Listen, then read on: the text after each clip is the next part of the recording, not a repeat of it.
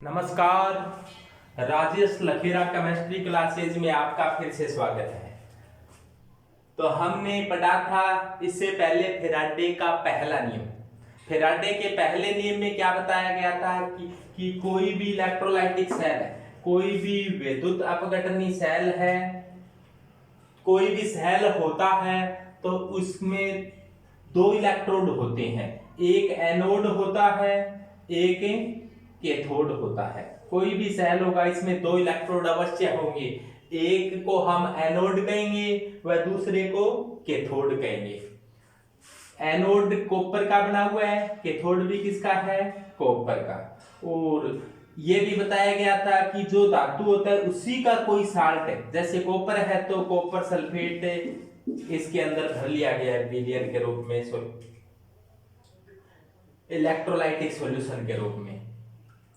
अब यहां पर डीसी बैटरी लगाई गई।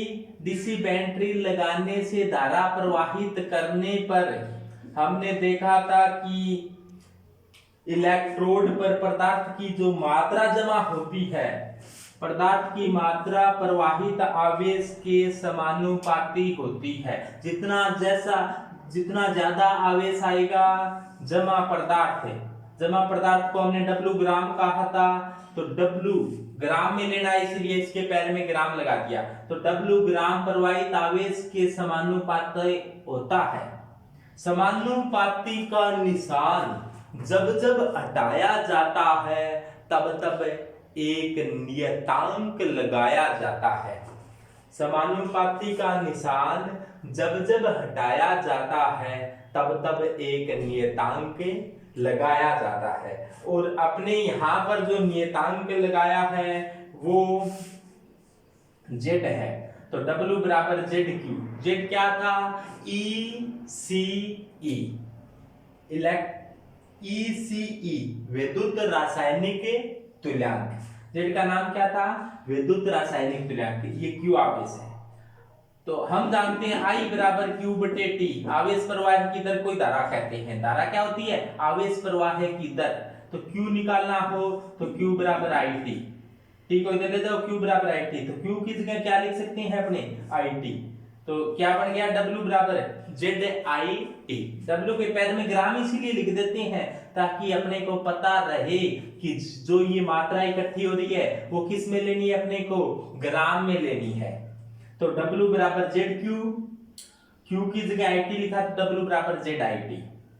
और Z विद्युत रासायनिक तुल्यांक है, और इसका मान कितना होता है, Z का मान तुल्यांकी भार में 96,487। ये बताया था 96,487 क्या है, एक फेराडे। एक फेराडे क्या होता है, एक मोल इलेक्ट्रॉनों पर जो जितना भी आवेश होता है उसे एक फेराडे कहा जाता है। तो इसमें तो फेराडे के पहले नियम में तो अपने एक ही सेल काम में लिया था। फेराडे के द्वितीय नियम में क्या बताया गया कि दो या दो से अधिक सेल जुड़े हों आपस में। आपको डायग्राम में दिखाया गया है कि कितने सेल जुड़े हुए हैं, 3 सेल जुड़े हुए हैं। पहला कॉपर वाला, दूसरा चांदी का, सिल्वर का, और तीसरा हाइड्रोजन वाला। अब देखो बड़ा सिरा इसका क्या है, प्लस, छोटा सिरा क्या होता है, माइनस। ये क्या है, और कुछ नहीं है, ये डीसी बैटरी है। क्या ये डीसी बैटरी है, ये कुंजी है। कुंजी और कुछ नहीं होता, ये अपने स्विच होते हैं, बटन होते हैं, उनको कहा जाता है।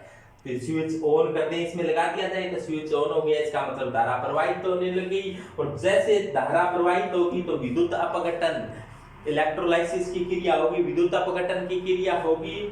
और एनोड की धातु, एनोड पर ऑक्सीकरण होगा, कैथोड पर अपचयन होगा। और मान लो कि यहाँ पर W इकट्ठी हो गई, W ग्राम इकट्ठे हो गए, तो इस प्रकार से पदार्थ इकट्ठा हो जाएगा। तो ये द्वितीय नियम क्या कहता है, द्वितीय नियम ये कहता है कि दो या दो से अधिक सेल श्रेणी क्रम में जुड़े हैं, ये इस प्रकार से जुड़े हैं तो इनमें समान आवेश प्रवाहित किया जाए। यदि ये इस प्रकार से जुड़े होते हैं श्रेणी क्रम में, तो जो धारा बहेगी वो समान बहेगी, तो आवेश बहेगा वो क्या बहेगा, समान बहेगा। कि तो ये कहना चाह रहा है कि दो या दो से अधिक इलेक्ट्रोलाइटिक सॉल्यूशन है। पहला सॉल्यूशन किसका, कॉपर सल्फेट का, कॉपर का है तो कॉपर सल्फेट ले लिया। दूसरा सॉल्यूशन किसका, चांदी है, तो Ag है तो कोई Ag का ही साल्ट लेने होगा अपने को। जैसे मान लो AgNO3 ले लिया या AgCl ले लिया। और यहाँ पर जैसे हाइड्रोजन है तो कोई हाइड्रोजन का ही साल्ट लेना पड़ेगा। जैसे आपने H2O ले लिया या HCl ले लिया, यानी कि जिसमें हाइड्रोजन प्लस हो वो कोई भी अपने को साल्ट लेना पड़ेगा। जैसे Ag है तो जिसमें Ag प्लस हो वो कोई इसमें साल्ट का जरिए भी लेना पड़ेगा। जो कॉपर है तो कॉपर का कोई साल्ट लेना पड़ेगा, जैसे CuSO4 है, CuCl2 है। अब देखो इसमें समान आवेश प्रवाहित किया जाए, श्रेणी क्रम में समान आवेश प्रवाहित करेंगे तो इन पर जमा पदार्थ की मात्राओं का जो अनुपात होता है वो उनके तुल्यांकी भारों के अनुपात में होता है। दोबारा देखें कि दो या दो से अधिक इलेक्ट्रोलाइटिक सेल जिनमें समान आवेश प्रवाहित किया जाए तो इलेक्ट्रोडों पर जमा पदार्थ की मात्राओं का अनुपात उनके तुल्यांकी भारों के अनुपात में होता है। ये कहना क्या चाह रहा है कि जैसे मान लो यहाँ पर W, इसको मान लिया कि पहला सेल है, इसको मान लिया दूसरा सेल है, इसको मान लिया तीसरा सेल है। यहाँ पर पहले सेल में जो पदार्थ इकट्ठा हुआ है उसको कहते हैं अपने W1। W1 अर्थात W1 का अर्थ क्या हो गया, यहाँ पर W कॉपर है। दूसरा यहाँ पर इकट्ठा होगा चांदी Ag, इसको दूसरा सेल का इसलिए W2 कहते हैं या W, या फिर इसको क्या कहें WAg। जो तीसरा सेल है, जो तीसरा सेल है यहां पर क्या होगा WAg है। तीसरे सेल में यहां पर इकट्ठा होगा हाइड्रोजन, हाइड्रोजन गैस एकत्रित होगी, इसको क्या कहते हैं अपने W3 या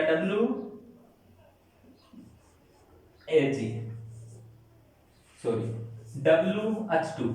तो इन पर जमा पदार्थ की मात्राओं का अनुपात, यानी कि ये कहना चाह रहा है कि W1 अनुपात W2 अनुपात W3 किसके बराबर होगा, कि इनमें इलेक्ट्रोडों पर जमा पदार्थ की मात्राओं का अनुपात उनके तुल्यांकी भारों के अनुपात में होगा। तुल्यांकी भार क्या है, पहले का मान लो तुल्यांकी भार E1 है, दूसरे का तुल्यांकी भार मान लो E2 है, तीसरे का तुल्यांकी भार मान लो E3 है। तो ये मान लो तीन सेल जुड़े हुए हैं, पहले पर पदार्थ से, दूसरे पर एक त्रित पदार्थ, तीसरे पर एक त्रित पदार्थ, इनका अनुपात है वो किस में होगा, उनके तुल्यांकी भारों में। तो पहले का तुल्यांकी भार मान लो E1 है, दूसरे का तुल्यांकी भार माना E2 है, तीसरे का तुल्यांकी भार माना E3 है। तो इनके जमा पदार्थ की मात्राओं का अनुपात उनके तुल्यांकी भारों के अनुपात में होता है। यही फैराडे का द्वितीय नियम है। यानी कि दो या दो से अधिक, तो द्वितीय नियम में ये बताया गया कि दो या दो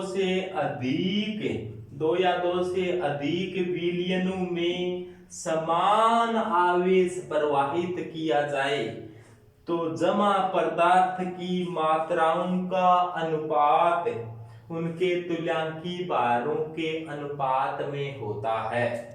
कि दो या दो से अधिक विलयन जिनमें समान आवेश प्रवाहित किया जाए तो इलेक्ट्रोड पर जमा पदार्थ की मात्राओं का अनुपात उनके तुल्यांकी भार इक्विवेलेंट वेट के अनुपात में होता है। कि दो या दो से अधिक विलयन जिनमें समान आवेश प्रवाहित किया जाए तो इलेक्ट्रोडों पर जमा पदार्थ की मात्राओं का अनुपात उनके तुल्यांकी भार इक्विवेलेंट वेट के अनुपात में होता है।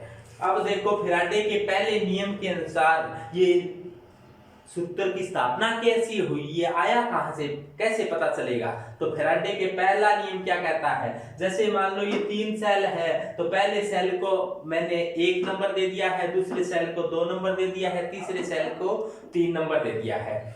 यहां पर इलेक्ट्रोड पर जमा पदार्थ की मात्रा को मैंने W1 कह दिया है, दूसरे सेल में जमा पदार्थ की मात्रा को मैंने W2 कहा है और तीसरे सेल में जमा पदार्थ की मात्रा को W3 कहा है। तो देखो फैराडे का पहला नियम क्या कहता है कि जब किसी इलेक्ट्रोड पर जमा पदार्थ की मात्रा आवेश के समानुपाती होती है तो W1 समानुपाती Q, समानुपाती का निशान जब जब हटाया जाता है तब तब एक नियतांक लगाया जाता है। समानुपाती का निशान जब जब हटाया जाता है तब तब एक नियतांक लगाया जाता है। अब वो नियतांक क्या लगाएंगे अपने, देखो तो W1 बराबर ZQ, नियतांक क्या लगाया ZQ और Z होता है E/96,487। तो E तुल्यांकी बार, इसका तुल्यांकी बार अलग होगा, इसका अलग होगा, इसका अलग होगा। इसका मतलब इसके Z को Z1 कहूं तो इसके Z को क्या कहूंगा मैं, ZA2 और इसके Z को क्या कहूंगा मैं, ZA3। आगे बात ध्यान में, एक बार इन दो पर विचार करें अपने, 1 नंबर और 2 नंबर पर। तो यहां पर जमा पदार्थ की मात्रा W1 ग्राम है और यहां पर जमा पदार्थ की मात्रा W2 ग्राम है। ये मान लो जमा हुआ है वो W1 ग्राम जमा हुई यहाँ पर और यहाँ पर जो जमा हुई है वो W2। W1 है वो भी Q के समानुपाती होगी, W2 है वो भी Q के समानुपाती होगी। लेकिन समानुपाती का निशान नियतांक, समानुपाती का निशान हटाएंगे तो नियतांक लगाएंगे तो यहाँ पर क्या लगाया Z1, Z क्या है ECE विद्युत रासायनिक तुल्यांक और यहाँ पर लगाएंगे दूसरा सेल है, इसके Z को अपने Z2 कह दिया, इसके Z को Z1 कह दिया। तो अब देखो W1 Z का मान क्या था बोलो, Z क्या था, Z था E/96,487। शाबाश, बहुत बढ़िया। Z क्या था भाई, E1/96,487 और यहां पर क्या होगा Z2 E2/96,487। अब देखो यहां पर जमा पदार्थ की मात्रा ये होगी और यहां पर जमा पदार्थ की मात्रा ये होगी। इसको मैं 1 नंबर सेल की समीकरण, इसको 1 नंबर की समीकरण मान लूं, इसको 2 नंबर की समीकरण मान लो। अब ऐसा करें कि समीकरण 1 में 2 का भाग देने पर यहां पर जमा पदार्थ की मात्रा W1, यहां पर जमा पदार्थ की मात्रा W2, इसका मान आया E1, Q का हो गया, यहां Q था ना वो ये बैठा, तो W1 बराबर क्या हो गया E1Q/96,487 और W2 बराबर E2Q/96,487। अब क्या करें, समीकरण 1 में समीकरण 2 का भाग देने पर क्या किया 1/2, समीकरण 1 में समीकरण 2 का भाग दिया। कैसे दिया, देखो समीकरण 1 क्या थी, 1 में 2 का भाग दिया, समीकरण 1 क्या थी, 1 का बायां पक्ष क्या था W1, दायां पक्ष क्या था E1Q/96,487 और दूसरी समीकरण का बायां पक्ष क्या है, W2 बराबर क्या है, E2Q अपॉन 96,487।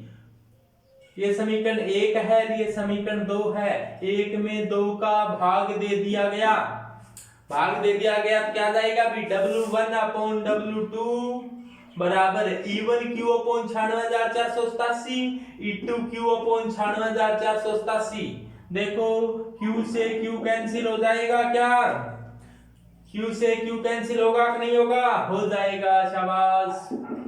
96,487 से 96,487 कट सकता है क्या, बोलो यस या नो, शाबाश बोलो, हाँ कट सकता है बिल्कुल। तो बचा क्या, W1 अपॉन W2 बराबर किसके आ गया, E1 upon E2। W1 upon W2 आ गया E1 अपॉन E2 के। इसको इस प्रकार से लिखते हैं अपने, W1 अनुपात W2, इनका अनुपात में लिख दिया गया तो इनको भी अनुपात में लिखते हैं, E1 अनुपात E2। इस प्रकार से अपने लिख सकते हैं कि W1 अनुपात W2 बराबर E1 अनुपात E2। ये तो बात की अपने दो सेलों की, कि यहाँ पर W1 और W2 का अनुपात है वो किसके बराबर है, E1 और E2 के।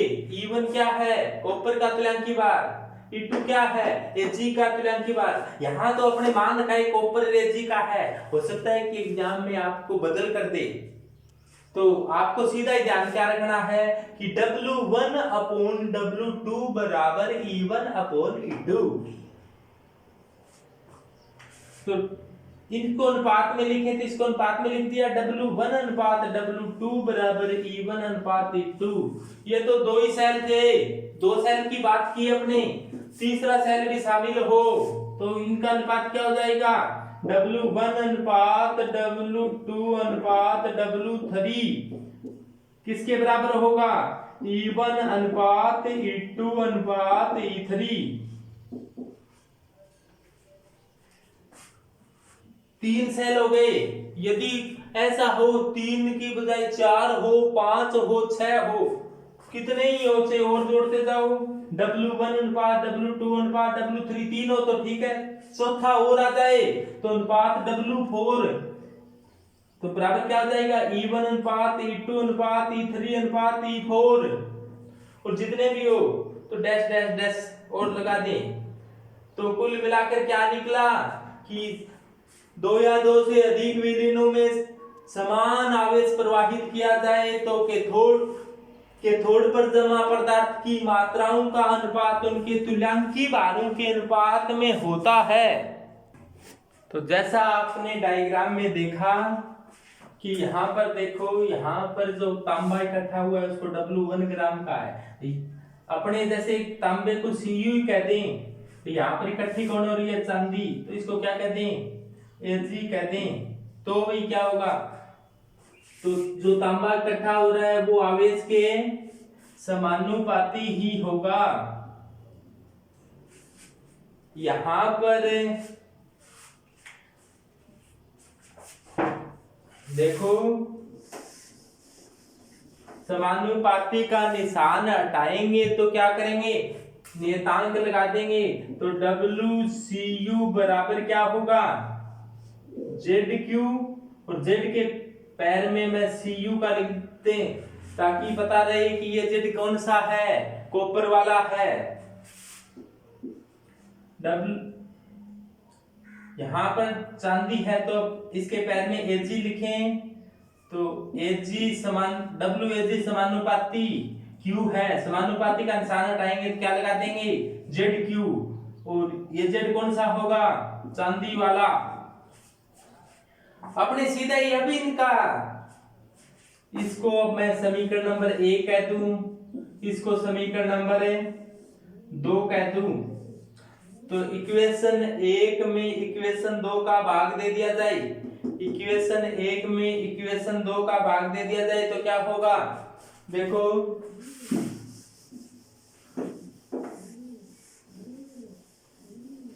इक्वेशन 1 में इक्वेशन 2 का भाग दे दिया जाए तो W कॉपर अपॉन WAG, इसमें इसका भाग दिया और इसमें इसका भाग दिया तो क्या आ जाएगा ZCU Q upon ZAGQ, Q से Q कैंसिल तो बचा क्या WCU अपॉन WAG बराबर ZCU अपॉन ZAG।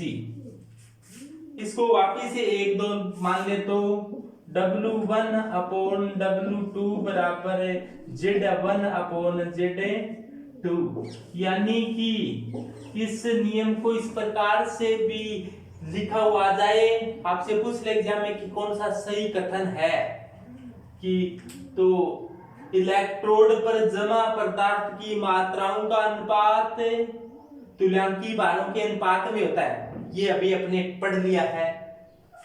इस प्रकार से भी कहते तो भी सही है कि इलेक्ट्रोडों पर जमा पदार्थ की मात्राओं का अनुपात विद्युत रासायनिक तुल्यांक ECE के अनुपात में होता है, यानी कि कॉपर व Ag की मात्राओं का अनुपात है वो Z के अनुपात में भी होगा।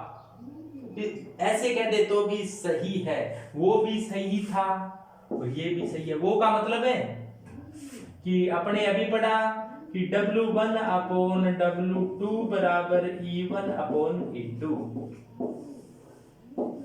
कि इलेक्ट्रोडों पर जमा पदार्थ की मात्राओं का अनुपात उनके तुल्यांकी भारों के अनुपात में इक्विवेलेंट वेट के अनुपात में होता है। आपने कहा ना कि 2 या 2 से अधिक विलयनों में समान आवेश प्रवाहित किया जाए तो जमा पदार्थ की मात्राओं का अनुपात उनके तुल्यांकी भारों के अनुपात में होता है। तुल्यांकी भार न देकर आपको विद्युत रासायनिक तुल्यांक दे दिया जाए तो भी सही मानना है, क्योंकि इसको थोड़ा और आके हल करें तब ये आता है। कैसे देखो कि WCU अपॉन WAG बराबर ZCU का मतलब है ECU अपॉन 96,487।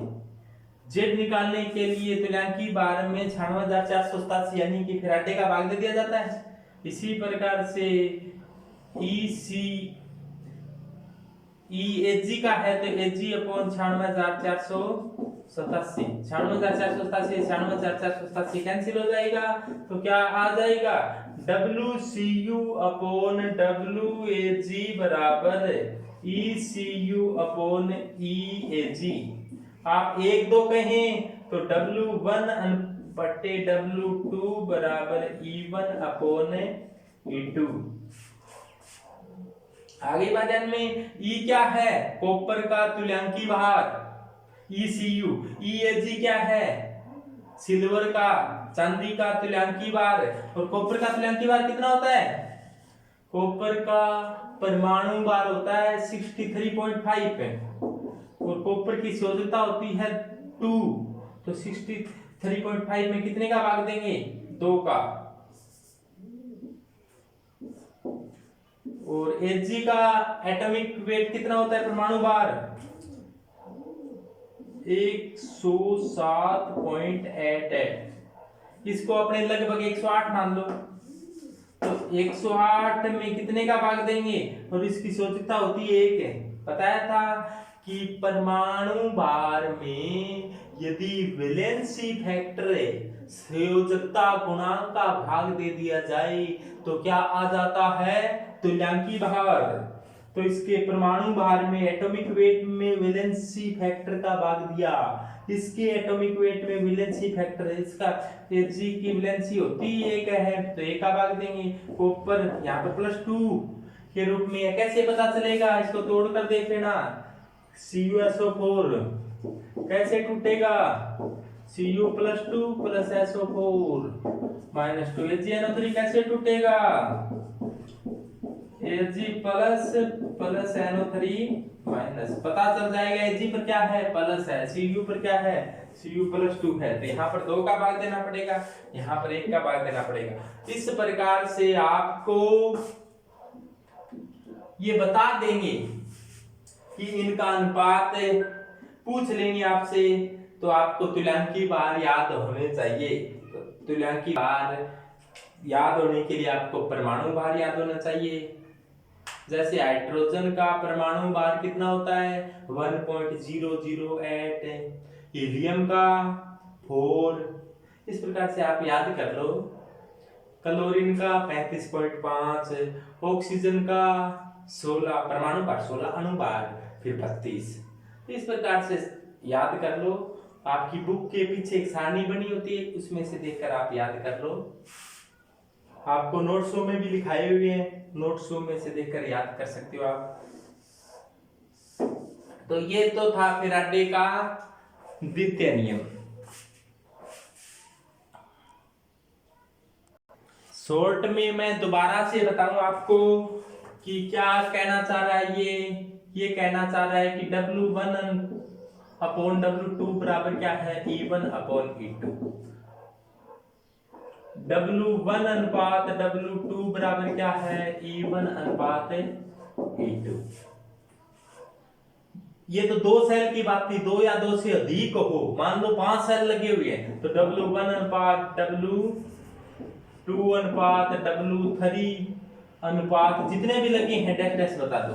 तो E1 अनुपात E2 अनुपात E3 अनुपात डैश डैश डैश जितने भी होंगे, जैसे 3 है तो 3 तक लिख दो, 4 है तो 4 तक लिख दो, 5 है तो 5 तक लिख दो।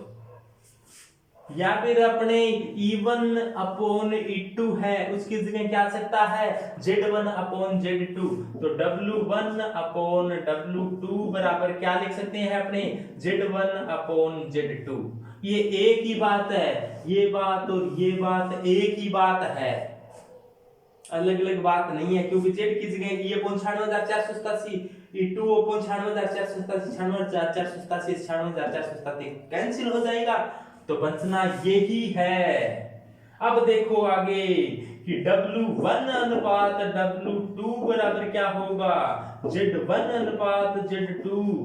2 या 2 से अधिक भी हों तो W1 अनुपात W2 अनुपात W3, मान लो 3 सेल होते तो Z1 अनुपात Z2 अनुपात Z3। यदि 3 से ज्यादा से 50 हो तो क्या लिख दोगे आप, W1 अनुपात W2 अनुपात W3 अनुपात जितने भी है वो लिखते जाओ। बराबर किसके आ जाएगा, Z1 अनुपात Z2 अनुपात Z3 अनुपात डैश डैश डैश जितने भी हैं लिख देना। तो ये फैराडे का द्वितीय नियम है। ध्यान रखना, फैराडे के पहले नियम पर न्यूमेरिकल ज्यादा पूछे जाते हैं, फैराडे के द्वितीय नियम पर ही न्यूमेरिकल पूछे जा सकते हैं। तो वो मुख्य रूप से इस सूत्र पर न्यूमेरिकल पूछे जाते हैं कि W1 अनुपात W2 बराबर E1 अनुपात E2। ये सूत्र ध्यान रखना। W1 क्या है, प्रथम सेल के इलेक्ट्रोड पर जमा पदार्थ की मात्रा। W1 क्या है, प्रथम सेल के इलेक्ट्रोड पर जमा पदार्थ की मात्रा। W2 क्या है, द्वितीय सेल के इलेक्ट्रोड पर जमा पदार्थ की मात्रा। प्रथम सेल के इलेक्ट्रोड का तुल्यांकी भार, प्रथम सेल के इलेक्ट्रोड का इक्विवेलेंट वेट, द्वितीय सेल सेकंड सेल के इलेक्ट्रोड का इक्विवेलेंट वेट, डिपॉजिट मटेरियल का अनुपात इक्विवेलेंट वेट के अनुपात में होता है। यही फैराडे का द्वितीय नियम है। तो फैराडे का द्वितीय नियम कंप्लीट होता है। अपने रोजाना नए नए वीडियो जारी करेंगे, तो आप हमारे साथ जुड़े रहें। कोई भी दिक्कत परेशानी आपको महसूस होती है तो संपर्क करें, हर समस्या का समाधान करने का प्रयास करेंगे। लॉकडाउन में अपने घर पर ही रहें, फोन से या व्हाट्सएप पर संपर्क कर सकते हैं। धन्यवाद, राधा स्वामी। और इस वीडियो को अपने सभी दोस्तों के साथ शेयर करना न भूलें। धन्यवाद।